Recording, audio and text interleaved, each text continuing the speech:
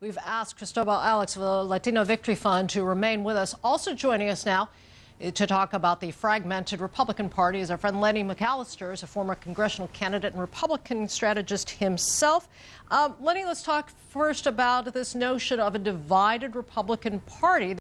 There is some sense, particularly here in Washington, we've talked a lot about this notion that the government shutdown brought the fracture between the Tea Party Republicans and other Republicans to the fore. You don't see it that way, though.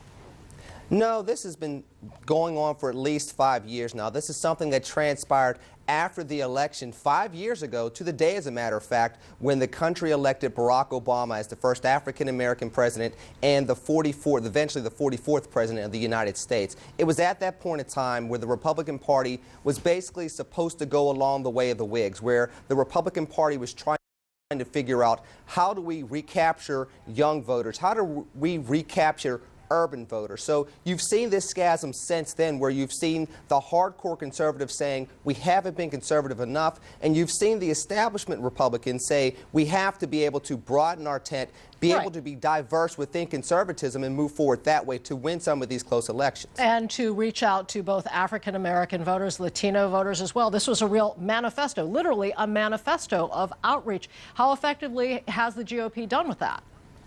Well, I think that the jury's still out, to be quite honest with you. We have to be able to, as Republicans, be able to articulate a conservative message across diversity, not just diversity of color and gender, but diversity of conservative thought, when we're able to articulate policies such as affirmative action and see how conservative principles still play through affirmative action to allow people to get to work, to get to education opportunities, to make sure that they can be productive citizens, and we can shrink government that way. Right now, we don't see things quite as diverse when it comes to those type of policies, or others, including when it comes to things such as gay Americans and supporting their civil rights as well. So there's a fight against Republican versus Republican right now, but we have to start getting back to fighting for something as fellow conservatives. Cristobal, I'm going to ask you about this notion of an outreach of the GOP to Latino voters. I mean, this is something, as we said, there was a manifesto, there's an actual deliberate policy put in place,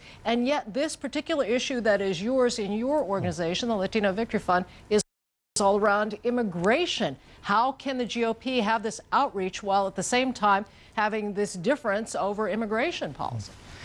Well, what we see in the House right now is a small group of extremists that are blocking a bill from reaching the floor. If the immigration bill could reach the floor and we end up with a comprehensive immigration reform package, I think that would move Latinos quite a bit. You can spend tens of millions of dollars on messaging and begin working on polling and everything else right now around faith and a number of other issues, but really the quintessential issue for Latinos right now is immigration, and all it takes is a vote in the House to move that. I should also note that immigration isn't our only issue. Immigration is one of the primary issues right now that Latinos are united around.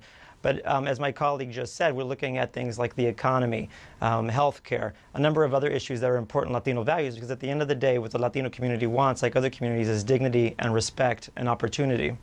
And Lenny, do you see that? Do you see potential there, not only among Latino voters, but in these other constituencies? Do you see an opportunity to make inroads when the Republican Party still has this difference among themselves? I absolutely do. I think that it really boils down to this. We do a pretty good job of articulating our policies, but we do a very poor job of articulating our love for America across diversity, how we connect to people, how we have common stories, and that it's more than just about how we look different or where we live in different areas. It's truly about having a common story as Americans. And I think, again, there'll come a time where a group of leaders within the conservative movement, within the Republican Party, will come together with a certain charisma that will allow the hardcore conservative, the Tea Party conservative, and the establishment Republican to come together and start seeing common ground once again and lead us forward, so that we're not only winning elections, but we're bringing America back to the prosperous type of future that we're supposed to have as leaders on the global scale. All right. Well, we appreciate both of you being with us. Cristobal Alex of the Latino Victory Fund, as well with us Lenny McAllister from up there in Pittsburgh, a former congressional candidate himself and Republican strategist. And we'll see what tomorrow brings us as well. Thanks. Thank you. Good night.